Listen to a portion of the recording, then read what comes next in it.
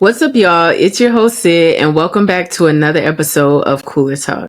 I'm so excited that you are here joining me and so many dope women this season as we transparently inspire and empower through conversations about womanhood, career, relationships, and all of life's experiences. Joining me at the Cooler today is Barbrianna, and she is a natural creative girly and a UX UI designer, but the craziest thing about Barb is probably how we met. Like, we have one of those craziest how I met her stories. Literally. But to keep a long story short, I was in an organization in college where part of our role was to be tour guides. And on this particular tour, I was touring high school students, and Barb was on that tour. I think it was my junior or going to my senior year of college. Mm-hmm. What grade were you in? Were you? I was a senior because as soon as I did the tour, I got the acceptance letter from UGA.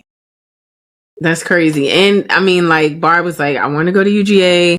She wanted to major in advertising. She knew she wanted to be in journalism, which is what I was in. But her mom was also on the tour. We connected, and being from North Carolina, her mom was just, or from Virginia, her mom was just like, I don't know, like about my baby going down here to Georgia. And so we exchanged numbers. And this was like really big before you really like kept up with people you met one time through social media. Like that wasn't really a thing.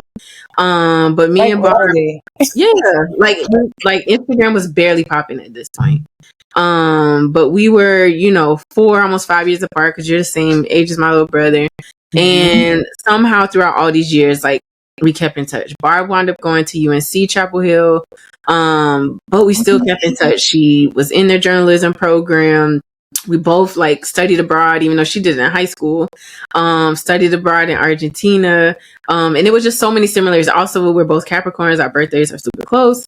And it was just so many similarities between me and this one high school student that I met like during a tour, which I probably gave like 50 tours in a year. And so long story short, over time, she kind of just became like my mentee. Like, we had very similar paths. I was kind of walking in footsteps that she was about to enter into within the next couple of years, internships, all of that. So I would keep her updated, like how I would land certain internships, like things I was looking into, classes I was taking. And in 2018, summer 2018, Barb landed an internship in LA through a similar internship program that I did when I was in college. And I had just moved to Southern California for work. And we reconnected in person for the first time after having met like 4 years before that. And ever since, from like so many life moments, like baby shower, recently got to see each other when you came to Dallas, like we've been connected. And I just think it's so rare. Like, I maybe have like, I don't know, 2 fingers of people that I can think of where I've either like met them at a bar and keep up on social media, and like I've never seen them since, but it's like I know their whole lives. And Barb is one of those stories. So I'm so happy to have you with me today, sis. Tell the people about you. I'm glad to be here. I just want to recount back to when we met, because Instagram was still that like brown camera. Like, OGs. So this has been here for a while, but hi everyone. I'm Barbie, Barbrianna. I am a UX designer. I didn't start my design path as a UX designer, but now I've been in it. And what I love about it so much is that I take a step beyond just making things look sexy and actually figuring out what the user wants when they just navigate through an app or a website or just an experience. So I'm able to do that now with some internal platforms at my company. So that's what I've been working on these days.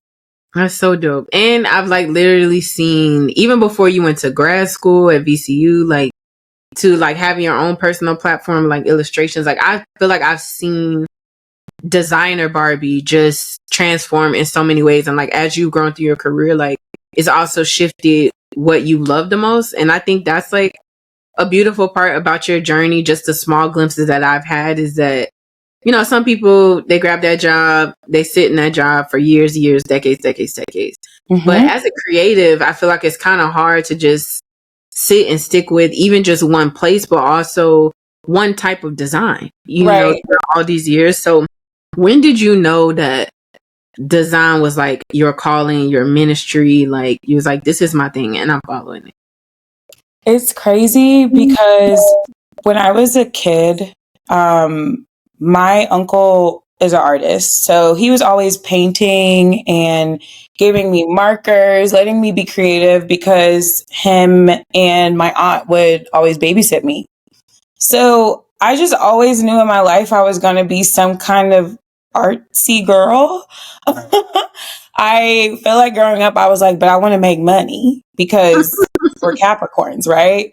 Exactly. So in my head in college, I was like, all right, advertising, that feels like I can be creative and I can make money. So that was a sweet spot. But when it came to actual design, it's funny, like I knew I always wanted to communicate something visually, and I knew I needed to be the hands behind that to just figure, or not even figure, but just actualize what's going on in my brain. So I fell into the design world and just kind of like has learned from there. And it's funny that you say that you've seen me in so many like forms of being a designer. And as someone that's living it, I guess I felt like I've been chaotic this whole time. But to hear that you think I've been evolving sounds so much better. It's evolving. And I mean, hell, like there's chaos in evolving, right? Like evolving doesn't look like some straight and narrow, streamlined, linear process. So I feeling that it has been chaotic, like same. I agree with that, like even in my life. But it's kind of like this mantra that D319 like has set on this year, and it's kind of like our thing of just like normalizing evolution, because it's like when you do that, you then grow. Like, and part of that kind of like even a personal example for me is like when I became a mom, like the way that I showed up as a boss, the way that I showed up as a business owner, as a creative, as a content creator, all that shit changed, like completely out of the window. Like I had to readjust my life to realize you're not going to get back to what Sid used to do. And because you have evolved. And so it's very similar, and like in your career and in design, it's like, okay, when I was 12, I loved to draw stick figures. Then when I became 15, I like to draw dresses and I thought I was gonna be a fashion designer. Then when I became 20, I was doing illustrations. And a lot of times we don't like to like connect it to like our personal evolution with the things that we're choosing to do. But when we do, like you really find like a sweet spot of your true story, your true purpose. You don't, kind of have too many moments where you're just like, well, shit, I just want to do what I used to be able to do. Like I've evolved. Exactly. I've evolved. Like it's changed. Yeah. And I think it's a beautiful thing because like you said, you're seeing yourself grow in ways that you didn't know your creativity could ever take you. Because just as like, I don't know, as a Capricorn, I love structure and I'm like, all right, I'm achieving a goal and like it's gonna get done. Yep. And when it comes to creativity, it is not a straight line. We on a roller coaster all the time. And I feel like because I tried to control everything for a very long time, like this year I've been super intentional about reawakening my creativity. So I just love that we're talking about that today too, because that's something I've been back on the pursuit of because I feel like maybe it's time for new evolution, or it's time for me to like explore new aspects of design that kind of speak to me more in this new stage of life. Yep, absolutely. So you've been on the agency side, advertising agency side. You've been now, like on the corporate client side, like working for Capital One. So let's talk about kind of like that evolution of creativity a bit. Like as a Black woman designer in very white spaces, like we've been in these spaces since the beginning of our career, right? Yes. How do you feel like your creativity is impacted by those environments? Like, do you ever feel like throughout your career it's been boxed, or do you feel like you're now just in a state of like flourishing, this is the right fit, and if it's not, like peace? Good question. As a Black woman designer, so we already got all the intersectionalities happening, right? Crisscross, crisscross, all that. I still do, especially even now, like in a corporate space, that creativity is limited. Mind you, I'm working in a subject matter that is more data related. And coming from where I was before, I was doing more service design work, meaning creating experiences for people that are happening digitally and physically.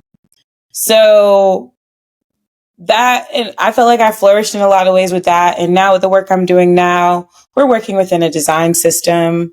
There's a lot of like tech things that are informing data that no matter how much you try to absorb it, your brain is never going to get, in my opinion.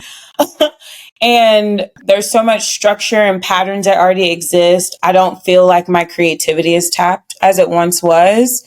So being a Black woman, when you're trying to show up in a space, one is yourself. That's hard. Just offer it. That's everywhere. You're going to be critiqued more. You're going to be judged more. And that imposter syndrome is literally on your shoulder, just sitting there. So it's difficult because there are ways that you want to express yourself, ways that you want to differentiate yourself. But either one, you don't feel like you have the voice to do so, to actually vouch for what you think, because I know for me, I'm the only Black woman on my team, on my design team. Wow. Mm-hmm. So, and I'm at a level where I'm like in between manager and associate. So being in that like middle phase is very difficult. To give the viewers some light, as I hopped on this call, I was coming off of miscommunication that was happening with a stakeholder. And as a Black woman, I feel as though things I'm voicing to them, things I'm overly communicating is not clicking until a deadline strikes. And then it's now all my fault. So it's really hard to show up when like you have emotions, because it can be perceived as anything else. Mm-hmm. And I'm the kind of person that like, you can read my emotions on my face. Straight from the face. Straight from the face.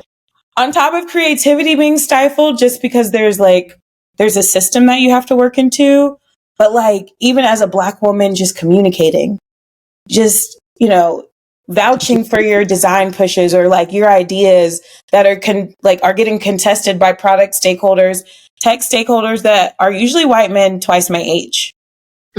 So it's very much a hierarchical thing that feels put in place. But I don't know why the past 2 weeks I've been like, I'm over it. I'm going to have some adult conversations and not try to blame myself for everything, because that's always something I do too. And actually voice my thoughts and not say, oh, you're a Black girl, so you can't say this stuff. Or, oh, you need to internalize it because they're not going to hear you anyway. I'm very much on the you going to hear me train, because at this point I got to cover my ass. So I know that was kind of a ramble, but I think it kind of ties hand in hand that like, no matter how creative you want to be, you actually also have to fight the politics of your job too. And that can put a burn in whatever you're trying to push forward and make you question like just yourself in a lot of ways. And I think something that you just spoke to is this, kind of lack of, it's a matter of duality, right? So me knowing your family, knowing your story, like you come from a very strong support system of just not only, family, but of women, right? And then from 9 to 5, 5 days a week, you're working in a space where there is everything but, there is no support of my voice and my communications. There's no support of someone that looks like me. There's no support of somebody that looks like me and also does the work that I do at the age that I am, with the way that I show up. And I think that's probably one of the largest struggle of minorities in the workspace, but especially Black women, because we thrive from support. We thrive from community. We thrive from being understood. We thrive from, being heard. Like, for instance, if you literally take a white male and as an example, he doesn't have to think or thrive about being heard because he's just heard. Yeah, literally. But with us, anything that we're said, it's kind of like you're fighting to be heard. It's not like I said this that one time somebody heard me. It's out there. Like, no, like I gotta get the megaphone, stand up on top of the table, clang some glasses together, shout it to the top of my lungs, and then y'all still like, oh, I didn't see that. Yeah. No, seriously. It's like number one, I'm doing quadruple times the work if I was a white man.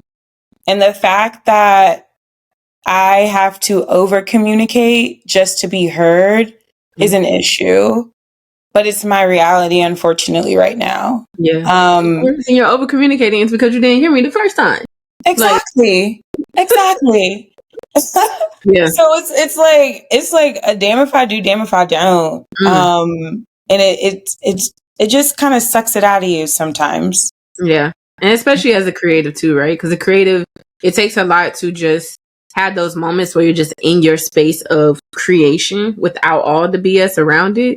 So I know that's something I've always seen, like, especially like designers and creative directors and stuff, like struggle with it when their job has to involve so much other stuff. Like I remember creative directors and art directors I used to work with, like even on the agency, they used to hate meetings. They used to hate, like, do I have to join this thing? Like, because it's kind of like this space to just have like the brain flow. So yeah. What's a misconception about being a UX UI designer or just a designer in general? Because you've evolved and designed in so many ways throughout, just throughout your journey and throughout your career. But what's a misconception when people hear those titles, that you feel is common or things that most people just don't understand or have misunderstood? Honestly, this is going to sound dumb, but I feel like people don't know what a UX designer is a lot of the time. I was traditionally like a graphic designer before, and then I switched into UX design, UX UI design, and people are just like, my mom specifically, so tell me what you do again. And I feel like that was on my dating profile for a while. Like, I'm a UX designer. The amount of what does that mean? So I'm gonna X you right now because you can't Google. But anywho, it's like Google is a free resource, right? But as a UX designer, I'm always getting like, oh, so what do you do? Build websites? And I'm like, yeah, that's one part of it. But do you also understand that like every step that you take in like a sneaker checkout or you booking an Airbnb, like as a UX designer, I'm doing research on the back end to inform what a pattern looks like so you can do that. Yeah. And I think people don't understand like the level of detail that is put into UX work because it's just our interfaces, like what we're used to interacting with, Gmail, whatever. But when I say like, yeah, I've been doing rounds of participant testing on whether someone's going to click this or if this is a feature someone would understand, like they're like, oh, that's different. Yeah. People do that. So yeah, I would say that's the biggest misconception. They think it's more so like they just couple it into graphic design, but it's like, okay, it's a little different. They'll be like, can you make a IG post? In a former life, absolutely. I still can, but will I? As a UX designer? Absolutely not.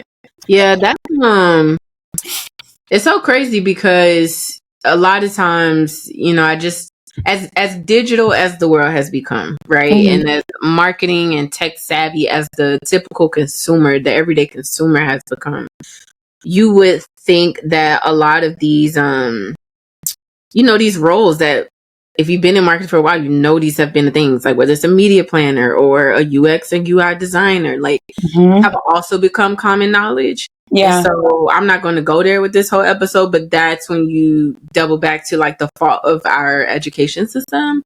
Absolutely. And what kids, students, whoever, like know as careers, because as long as the internet, and I know older people will be like, oh, I remember when the internet wasn't here, but as long as the internet has been around, like UX UI design should be as common as like a postman, a teacher. You know, like we all are literally glued to a phone, a tablet, a watch, a computer, a laptop, day in and day out. Even this camera that's sitting on top of my thing, like that took a UX designer to know, like, oh well, on a Canon they actually have, you know, the certain like the settings here, and the buttons are always in the top right, or the exit is always in the top left. So on the Sony, well, we need to think about all the other cameras our consumer might be using from their other camera. Like it should just be as common to me, like as a parent, because we're all tied to it. And when a good example that I tell people, and I'll say, I know I was like a UX nerd when this happened, was I'll compare like my experiences on my streaming services. So I'll be like, oh, I would like a play from beginning button at the top left of my screen versus not having anything at all, or I'm having to totally rewind the episode to get back to the front. That part. Or if there's some ability for me to hit the next episode, like those are things I think about when I'm going through the different services. Yep. And seeing what I like versus what I don't like. And those are the choices that UX designers make. Yep. And they're also the choices that you as a consumer makes. You just don't vocalize it that way. The reason why you know, book with a certain, say like photographer for your family photos over one or another, is probably because their website was functioning a little bit better than the other ones. Like those simple things that the way you choose now in the digital world, like a lot have to do with how something was designed and the research behind it. Like I'm a big person, like when YouTube Shorts rolled out, like I was just so kind of like enamored. I was like, oh, this is the Spotify look, because Spotify had started doing, or vice versa, when Spotify started rolling out like their new like previews of new releases, it was the YouTube Shorts look, like the long like 9:16 look. And I was like, okay, so like everybody's picking this up. And so Apple or Pandora, they can't just be like, that's cute, you know, and go, they can, but when they have, like, to Barb's point, it's so much research that goes into UX UI design before she designs. Like she has to understand, like, what are the rest of her consumers using on the day-to-day that they're used to, like they're trained to function this way, except the top left, button center in the middle, and has to like see if that even works for the things that she's designing.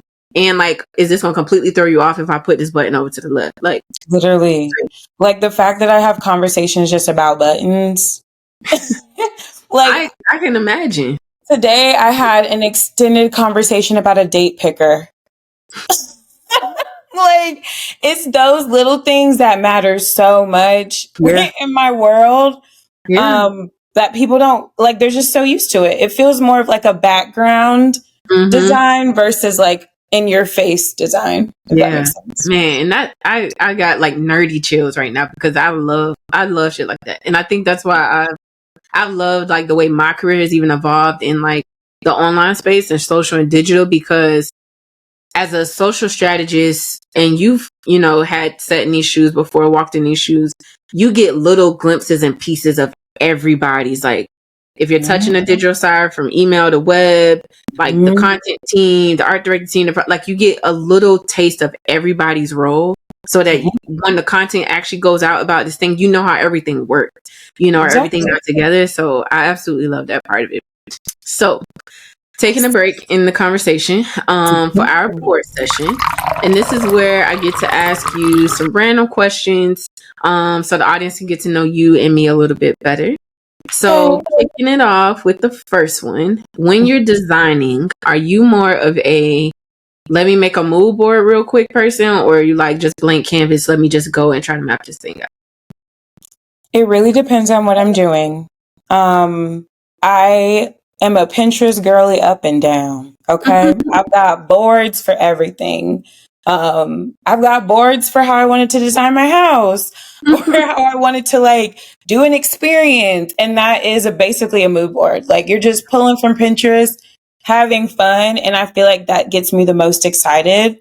But then there will be some instances where I'm like, I've got an idea and I'm going to sketch out some craziness just to get out of my head. And then I'm going to start a mood board. And then I'm going to fill in like different components of like this bigger vision I had. So I feel like it just really depends on what I'm doing. Yeah, and the amount of time that I have. Yeah, that's true too. The time does play a factor. I would say if I'm in my creative bag, like we're talking a new content series for the brand, we're talking mapping out something for a client, or just something I might be doing like creatively in my personal life. I don't know, like a birthday trip or gift idea or something for somebody. That's when I'm usually immediately mood board. Crazy thing is, I have still, after all these years, I have not connected my hip to Pinterest as strongly as I always like desire. I'm more like, what are you using? Instagram, TikTok, Okay, Google every now and then. Like Pinterest will come in the flow, but I just don't start with her. I don't start with her. You should give my girl a chance. Yeah, I know, and that's like I try. I just don't stick with her. My account's still active. I just don't. But honestly, when you think about it, I'm sorry, I didn't mean to cut you off. No, you did. I would say, or I'm like in Canva, and I would like start pulling images of different things from there. But Pinterest comes up at some point.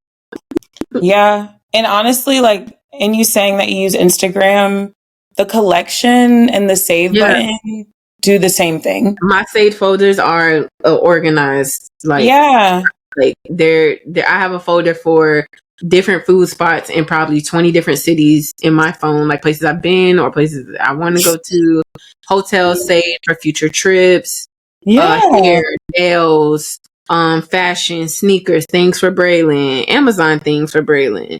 Like, it's my Pictionary place. But literally, if it's like business related, like I got to be in my CEO hat, I'm mapping out like a payroll structure or some new tools or team meetings, like all of that stuff is immediate whiteboard. Don't give me anything else. I need to clear all the things in my brain. I feel like it's because I already start with the vision and I got to get the vision out. Whereas like on my creative side, I like need some mood board inspo before I like just see all the ways I can the vision to like. But you know, it's funny that you say that you have more ease in your creativity versus like in your job. You're like, okay, it has to be structured.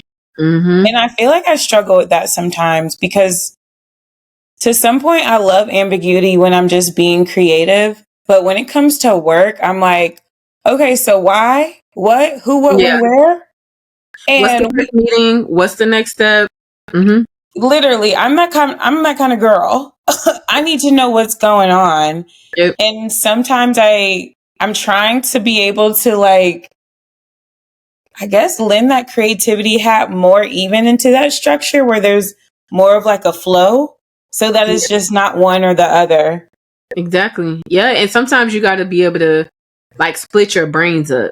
Like, I know if is this requiring creative Sid, like content creator, social strategist, creator Sid? Cool. Like, what's my process? I need to walk outside. Let me grab my notebook, no screens, color pencils, whatever. If this is, you got to be CEO Sid in this moment. Like, you got to figure out some business structure shit. Then I need to be in the office next to a whiteboard or behind my desk. So it's like even the environment is very important in kind of like that left brain, right brain situation, but it's all going back to like how you have to like creatively solve a problem. Exactly. So another poor session. If you could only have GIFs or emojis in your keyboard to communicate, so no text, no voice notes, none of that, what are you choosing to be left? Always GIFs down. Always. Like you still get the point across. And my go-to is always a good Nene Leakes. Yeah. A little Tiffany Pollard, aka New York. Yeah. They are always going to communicate my mood, and GIFs give it all. I mean, emojis, we can have fun with that, but there's nothing like a head swivel or like a side eye that's not going to get communicated the way you want until you throw a GIF down. Right. I'm gonna go with GIF too. My only issue, so I got an issue with either or. My issue with GIFs is when you're searching for that GIF and it's just not hitting, and you're losing the time in the chat. Yeah. Now it's like the gift was gonna hit on that last message, but now 3 more messages in. Like, damn, I can't. So when I'm looking for that gift, but I don't know the exact keyword that they have plugged in for this gift. And then I guess in a way it's like the same thing with the emoji, because there's so many emojis in this keyboard that are not properly named things. Girl, like, okay. why when I type water, the little faucet for Cooler Talk don't come up? I have to like actively find her and save her in my recently used so many times. And also just the emojis with us having to change the color. Like, stop just ask me my color when I set up this phone, and then that way all my emojis should just apply all. Like, I'm not changing my skin tone every week. Like, my thumbs up is like super light skin, and then my clap is like real like dark skin, because I be sending them too fast. You know what? That's summer Sid that's doing that. There you go. There you go. This is winter Sid. Like, just apply all, bro. So my last one is gonna be: do you think Pantone's color of the year is overrated or not? I'm gonna throw the question back and say, what even is the color? It's a great question. I don't know what it's 2024. I think the last time I remember one last year, maybe it was like gray. I'm gonna have to put like these up on the screen now in the actual podcast. Like, was she right? Right. One of the, like, last year, I think, or if it was not last year, it was 2022, like the color was like a hue of gray, and I was like, okay, are we still needing this? But I also love that I can't remember who they partner with. I think it was like a paint company. Not Sherwin. That makes sense. Sherwin-Williams, probably, yeah. I think Sherwin-Williams and Dapper Dan partnered this year on a campaign where they did like the unfavorite colors, or the colors like the not colors of the year. Yeah. And did a whole campaign and launched a lot of new retail. But I just feel like it's kind of like but not to go on this whole separate tangent, but it's kind of like the Oscars, the Emmys, the all of those like very like profound judging committees and groups of things. I feel like our generation plus Gen Z are just honestly going to probably demolish a lot of those establishments, because it's like, who cares? Yeah, like I have to use color of the year. I have to use any color I need at the moment I use it. So I'm not doing gray if I don't want to. Yep. And I know like historically it was meant to like help, like fashion, retail, beauty, like certain industries like decide like what the color is for like the which, if we're being honest, when Beyonce dropped her last album, I ain't no huge Beyonce girl, so I'm not even about to sit here and try to quote the album name.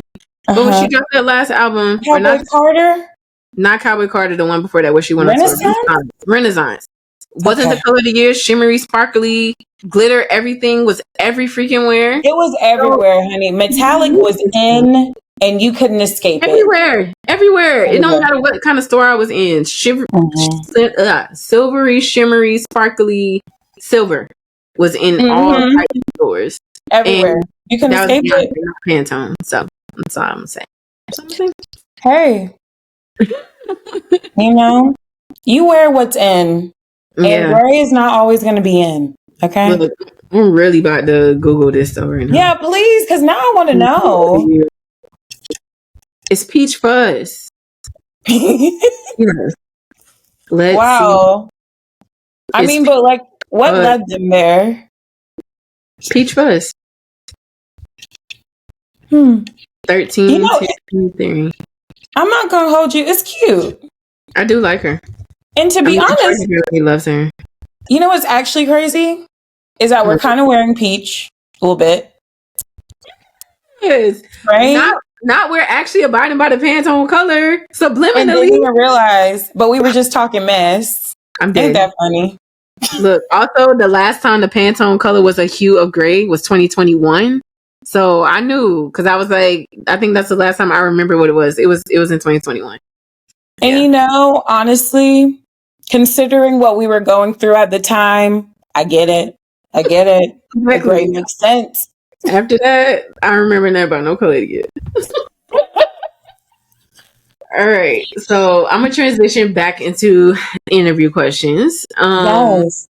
And let's talk about Barbie a little bit. So as a young girl, who influenced you? Like, who made the largest impacts on your life growing up? I would say, well, I always grew up, as Sid mentioned, with strong women in my corner. I, at one point in my life, was in a household with my great grandma, my grandma, and my mom.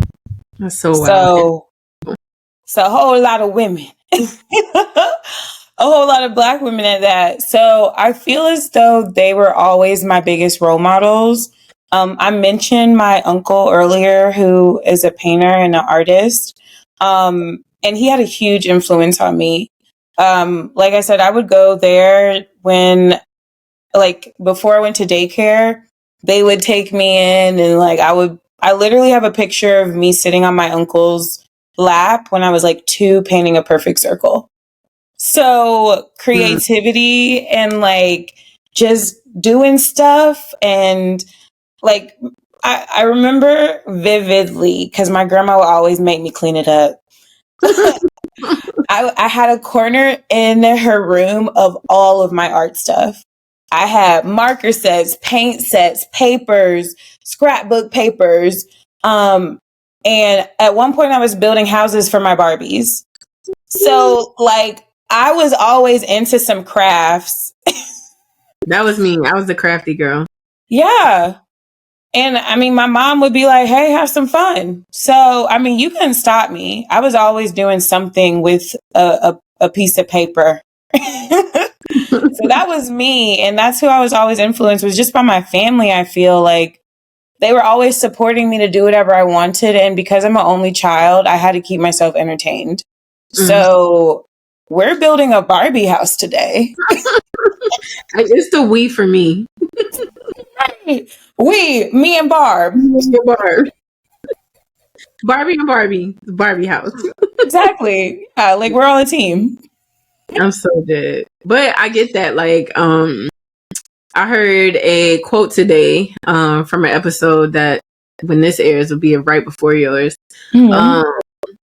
That was about like kind of like when we raise our kids, it's not our like job to kind of dictate and tell them what to do. It's just our job to help them grow and like cultivate their growing. It's like a gardener doesn't tell a sunflower, you're going to be a sunflower and this is how I need you to grow. Yeah. It just provides the sunflower the things it needs to grow. The environment to do it in. Yeah. And that, again, like I think from seeing young Barb in the corner with her markers and her paper building Barbie houses to UX UI designer at Capital One and the environments that we just talked about your job, it's all about the environment. A lot of times it's all about like, and a lot of times while we have those like very monumental moments and people in our lives that we're like, look, they were an influence, they were an impact. It's all about the environment that they created, you know, around you for you to say that they were impactful. You know, you could have, you know, the best person in your life, but you were, you know, caught up or surrounded all the time by toxic, shitty situation. You wouldn't see them in the same way. No. You know, so kind of also too like about the spaces that they created for you to thrive, for you to exist in, you know, for you to just realize what kind of impact it had. And I think just the visual of you growing up, first of all, it reminds me of them TikToks where they be like, who the grandmama, who the mama? Or like, this is 8 generations. But like you in the house with your mama, your grandmama, and your great grandma. Like I've been fortunate to be alive with my great grandparents. Braylon is now fortunate to be alive with great grandparents. But all in one house. That's one. I remember like during the summers, my great grandma would watch me, and we would be playing checkers and Uno, and then she would have on In the Heat of the Night and her cowboy and westerns.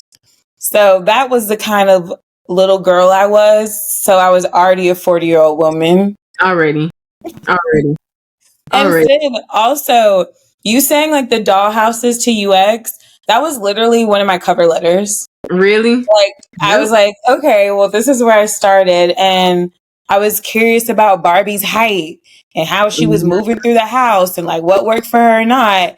And now I'm making apps that do the same thing, basically. Yeah. I love those cover letters and resumes, whether I've been on the side of the table like reading them or it was like I needed the right one for a job, where you felt like where we felt okay to tap into childhood. You know, a Yeah. lot of times we want to like start with the certifications and degrees and the classes and the courses and the da da da da that we got later on in life. But a lot of times, like, you're not new to it, you were true to it. Like, it was always in you to be that thing. And I know I've had similar cover letters, or like I've helped when my brother was in college, like help him write certain things where, like, about him being an engineer is just like, I've always loved taking stuff apart. And that, like, that's so okay. And I think it's even more of a, you know, more of a staple when you can say, this is always like just been a part of me. Because if I'm reading that as an employer, I'm reading that as like, they are naturally this way. Yeah. What can I do if I brought them on to just continue again to cultivate and grow that environment they're naturally good at? And like, you know, you have such a beautiful way of crafting words. You always have. And it's making me be reflective at the same time because I literally was saying, like, I don't feel like my environment is getting that creativity I want. And it really is that, right? Like, it's the place you live in, the people that pour into you that bring out you feeling safe enough to be your most creative self. And to be honest, for me, my most creative self is my most vulnerable self. So, yeah. You empathize with that. I feel that. Like, it's super hard. And I'll take it down to like a very tactical example. If a brand reaches out to me to be like, hey, can you come to our grand opening and like post a reel and, you know, a carousel post, photo post of like about it later. It is so not hard, but it is so just like anxiety for me to do that versus if it was just like a post that I got going like crazy, stupid viral right now and I want to cut it off about like a Target hack for me to like swap out Brace clothes with one of like Cat and Jack is a brand that they have and you can bring like old worn used clothes. Yeah. And like get a full refund because they take them, recycle them, upcycle them, whatever they do with them. But you get a refund like up to a year on those clothes and then I just respend my money in Target. Right. To like buy her more things. But it's so easy for me to just do a voiceover about me going to the store and doing that versus like, you can come to this event and da-da-da-da. I'm like, I got to get the right picture. I got to do, you know, like, yeah. And that's because my creativity thrives from a space of vulnerability. Like I can make content all day just about my day in and day out of life as a marketer, as an entrepreneur, as a mom, as a wife. Versus like having to like plan something out, you know, and then create it and edit it. I empathize with that. Like your creativity, you know, thrives from a place of vulnerability. Especially if like that's I mean, just in knowing you for a decade now. Oh gosh. Why you keep rubbing that in like that? Like I'm glad we know each other for a decade, but it's just like you reminded me I've been out of college for a decade. Like the last time I was formally educated was 10 fucking Yeah.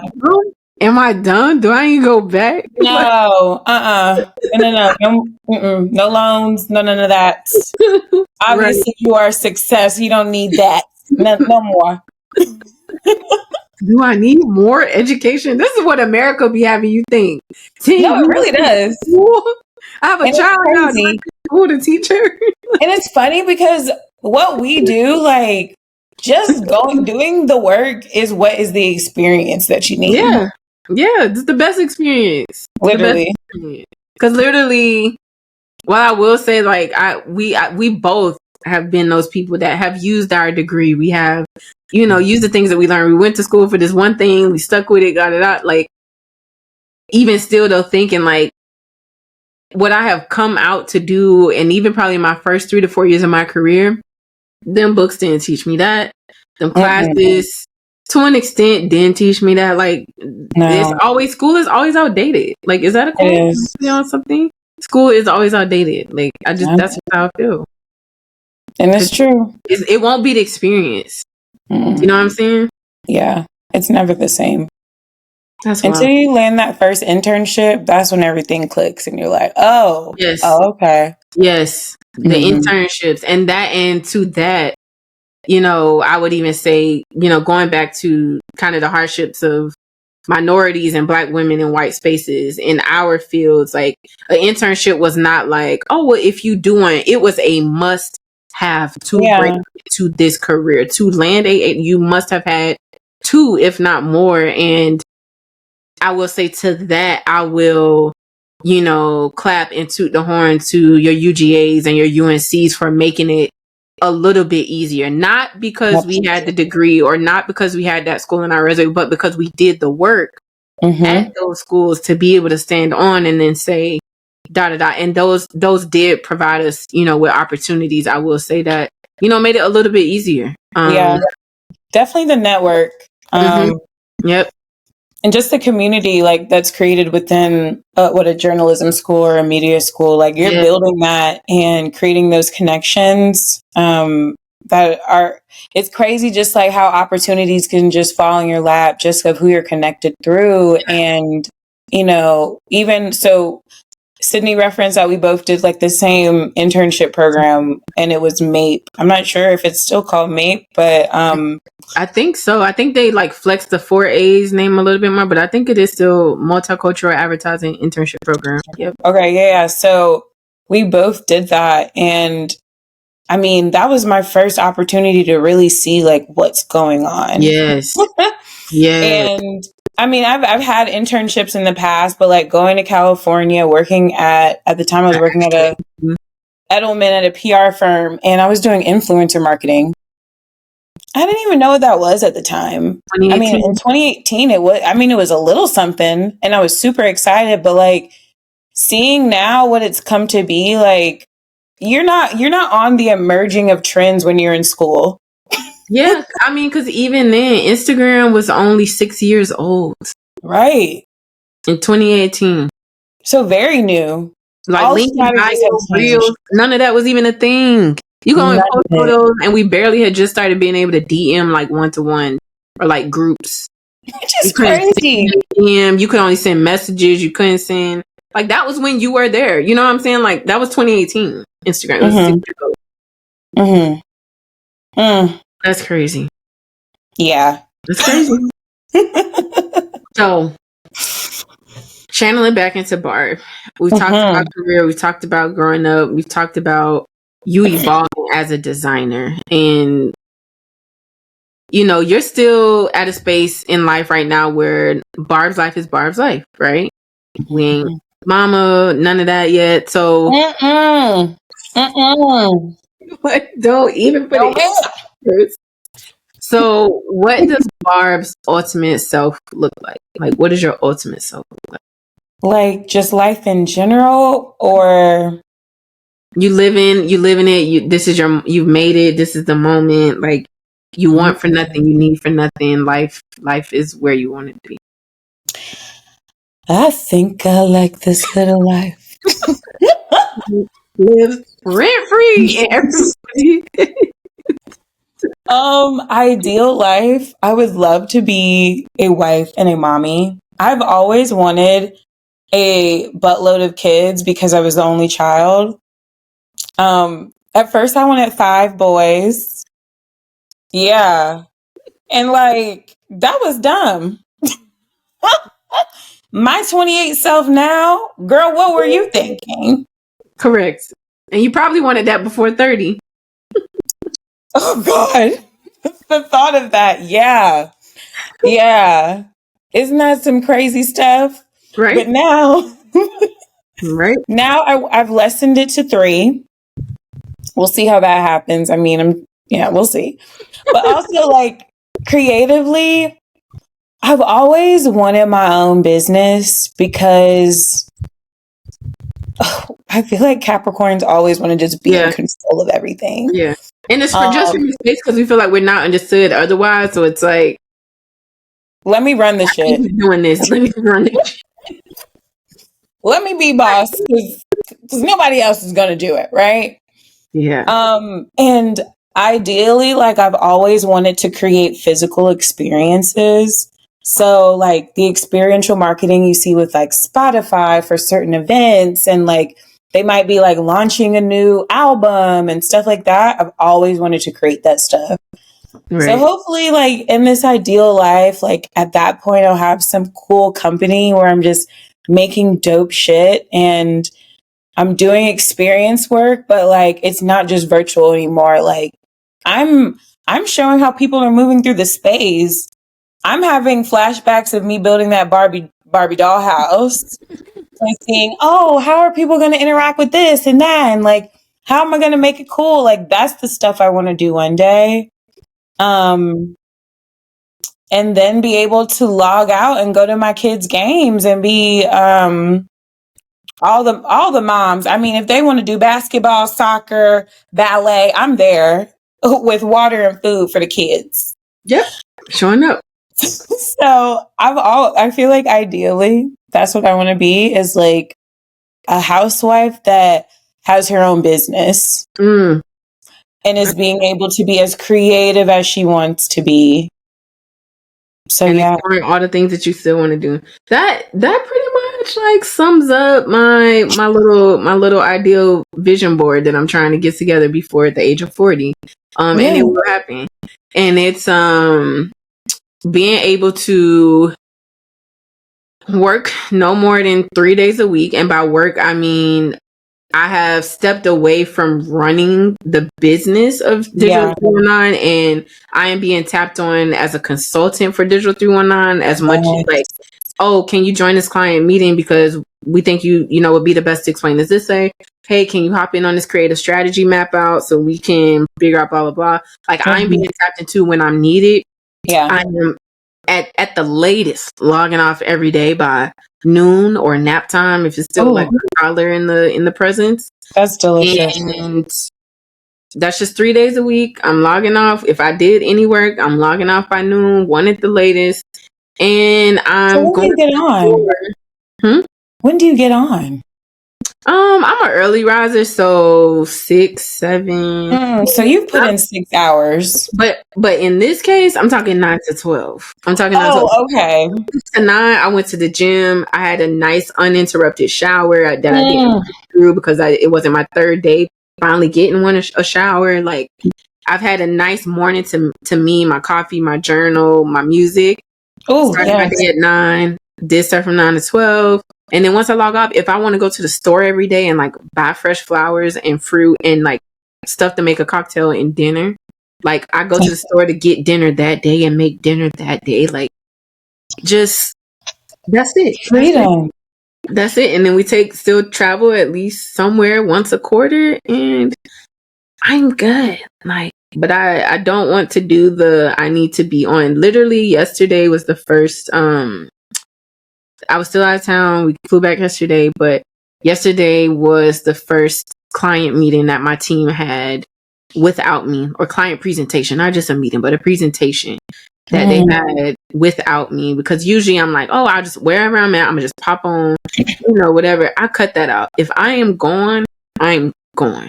So the boundaries are still. And also I built the team that I trust them to.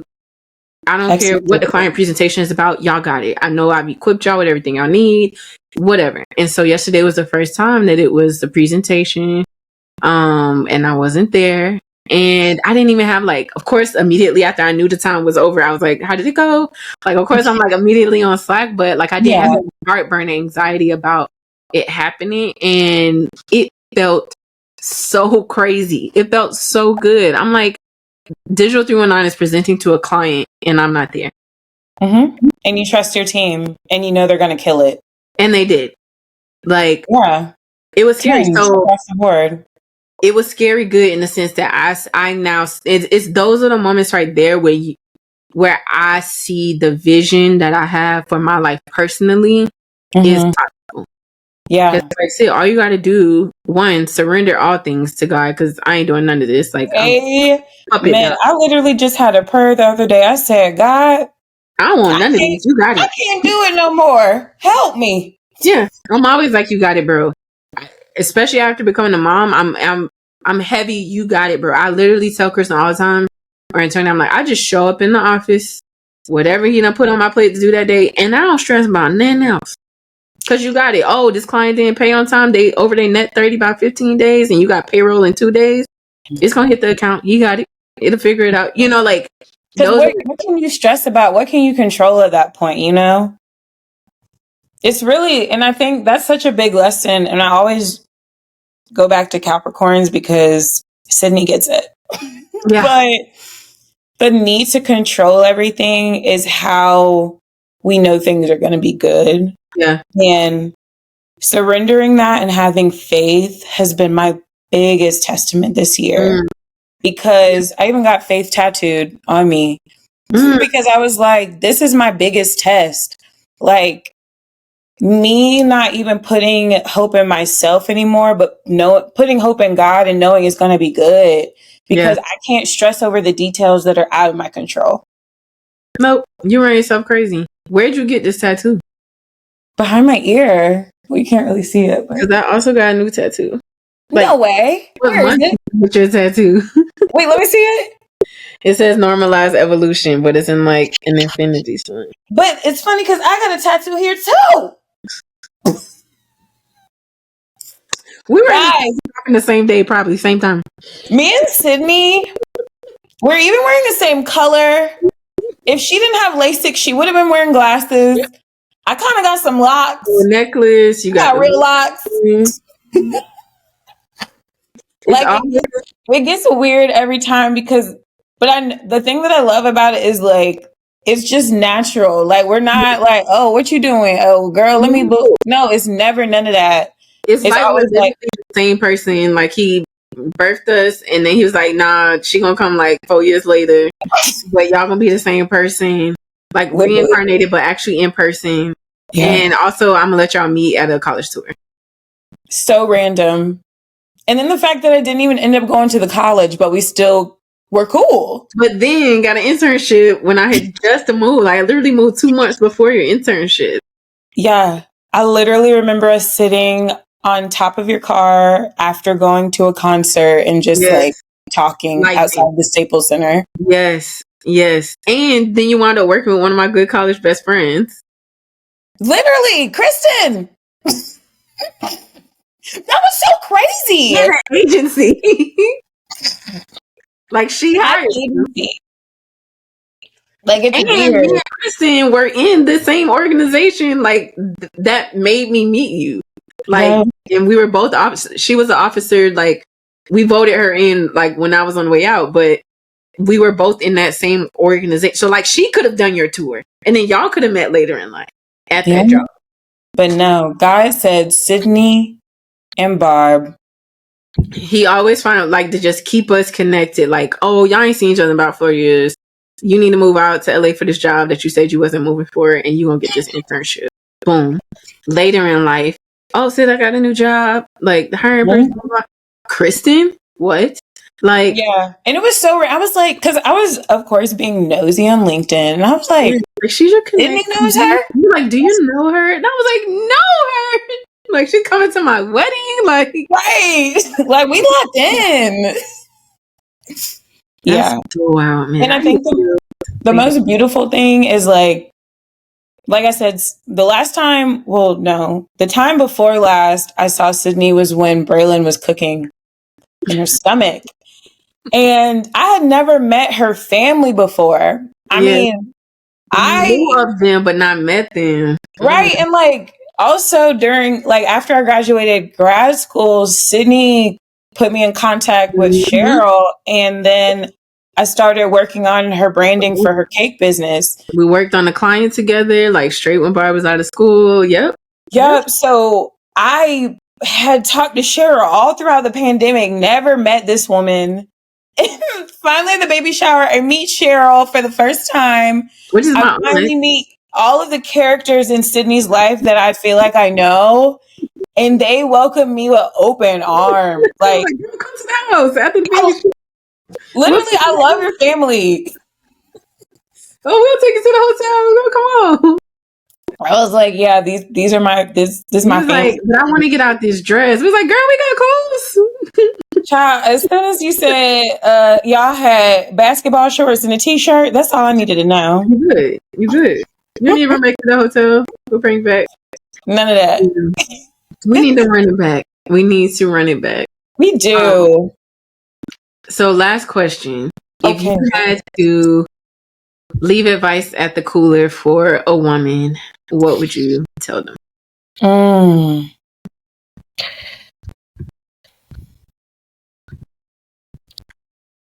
I want to say so much. But I think my biggest lesson is believing in yourself.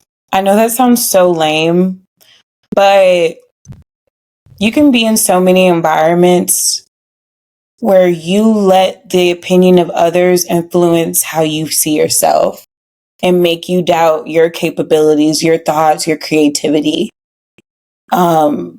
And I feel like in my life, I placed a lot of precedence on how people perceived me. And I was seeking validation from those people. And I feel like as of late, I've been like, Barbrianna, you validate yourself. You have to stand up for yourself. You have to know who you are and believe in your capabilities.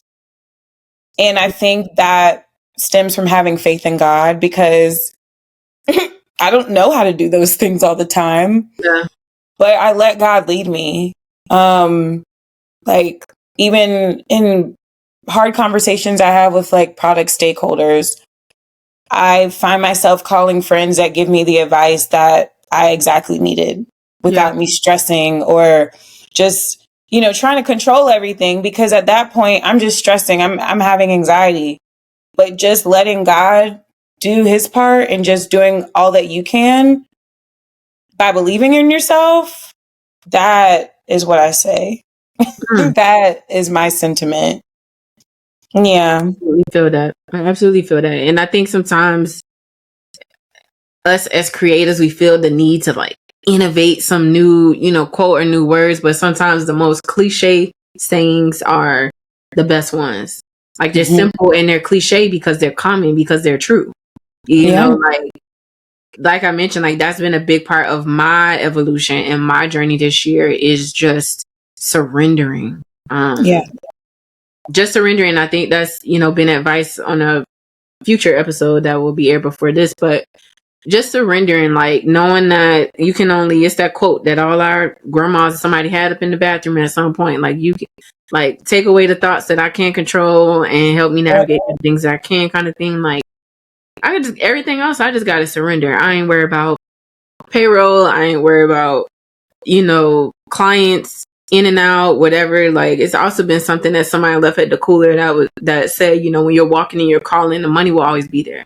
So don't worry about, oh, I got to switch a job, or I used to work all remote and now they're telling me I need to come in 3 days a week. That does not work for my personal schedule. Bye job. Like because you're walking in your purpose and your calling, you're going to get another job. Like, or the money's going to always be there for whatever that's supposed to look like. Right. A lot of times we just hold on to things because it's stability and it's easy and it's, it's already been achieved. It's been achieved. I don't got to like try to retrieve or start a new thing. But if you believe in yourself and surrender, man, if God told you to jump ship, if he told me to jump ship from any effort or endeavor I had going on every single day this week, I'm jumping. No life jacket. Yeah. Like I'm good because I know he's going to provide. Like all things will be added unto me because I have found through this business that this is my calling. My calling is to create platforms where I can connect with people on so many different levels through real vulnerable stories. And whether that looks like a marketing agency, whether that looks like a podcast for women, whether that looks like a sneaker page about fashion, the underlying calling is the same thing. I'm meant to create a platform to use my voice, to use my words. Like that's it. And here I was, in 2020 when I started this company on paper, thinking like this was the front door. And throughout this year, I've learned that D319 is kind of just like the back door to everything else that I'm supposed to stand on. Whether it's being a speaker, whether whatever that looks like. But he had to make that move first of like, okay, you done work for the man long enough. I need you to create a platform where you're working for yourself. Create a platform where other people will come work for you. Like create a platform where people will trust you to help their brands and lives change. Like, and I just be looking sometimes like, here I was thinking I was starting a marketing agency. That's not what this is about. And I know that now. I don't know what it looks like. I don't know what it is, but I know that this is the back door and not the front. So, and it feels so authentic to you. I think that's what I love seeing the most about your endeavors. I always feel like it's Sid's touch. And Sid's voice isn't compromised in that. And when you see a Black woman that's running her own shit and steering the voices of agencies and companies and brands by using her own voice, like that shit's hard. Like, like I'm proud of you. Like, people fight to have their voice heard all the time, and like you are a consultant in that space, widely respected, has touched so many things, and that's beautiful. And even what you're doing with Cooler Talk, like you've created a beautiful community that I can listen to women and be like, oh, I can relate to them. Or, oh, I don't really have to have all my shit together to like have a direction. I mean, you literally telling me I've evolved.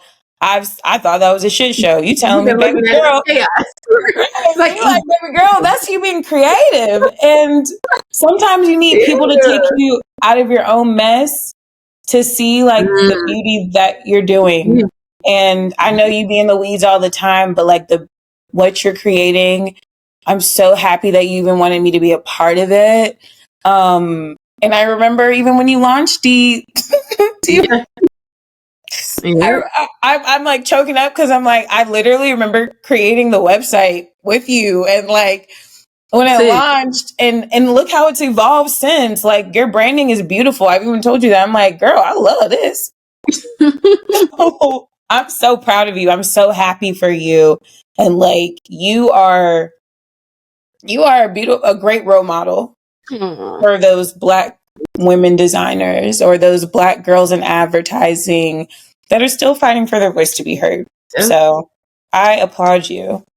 Thank you.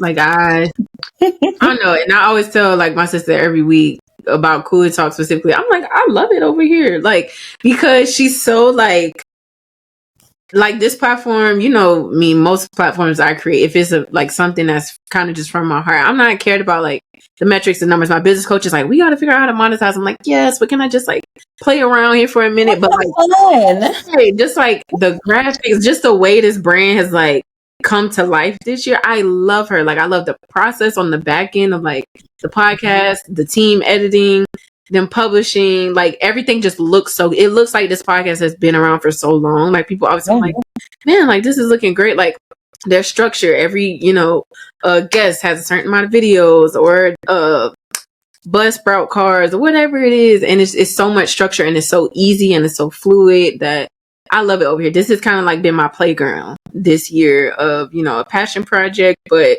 it's fun over here. Like I don't have to think too hard. I just hop on and talk about it. Right? Like you saying this is your baby, you're having so much fun with it. I can tell. Yeah. Like I can tell when I look at the branding, when I look at the thoughtfulness. Obviously, I'm a nerd about all that stuff. So like I told you, I hit you up and I'm like, I love your branding. And it's just things I can see and feel and like little tweaks that you'll add. And I'm like, she's having fun with this. Yeah. And I love that. And just from like the design part of just like, you can see the intentionality, like you understand like when something's added or changed, you're just like, okay, girl, I see what you're trying to do. Which is just a whole different level of respect, to like be able to earn that from people within the industry that do this, just to see like y'all also vibe with it. Like that's just a whole different feeling, I feel like, from a marketing perspective. But girl, if y'all can't tell, we could stay on this thing, like thinking. Yeah. So, just like we can hang. Like we're acting like we're on FaceTime right now. No, seriously. But thank you so much for being on here, and most importantly, thank you for sharing your story. If you want to drop your handles or anything like maybe freelance, I don't know, that may be coming up for you. Let people know where to find you. Yes, so I have a profile on Instagram called @BarbTheBuilder. A little play on my two favorite things, Megan Thee Stallion and Bob the Builder. So, hey, that's where a lot of my like branding work lies. And yeah, it's funny because I'm actually thinking about starting freelancing again. So that will be the way to get in contact with me. But Sid, again, I just want to thank you for giving me this platform, letting me vibe out at the cooler. Okay, yes, girl, welcome anytime, anytime. So all of you who have tuned in this season from episode 1 until now, thank you so much for joining me at the cooler for season 3. Stay tuned for season 4, and we'll see you next year.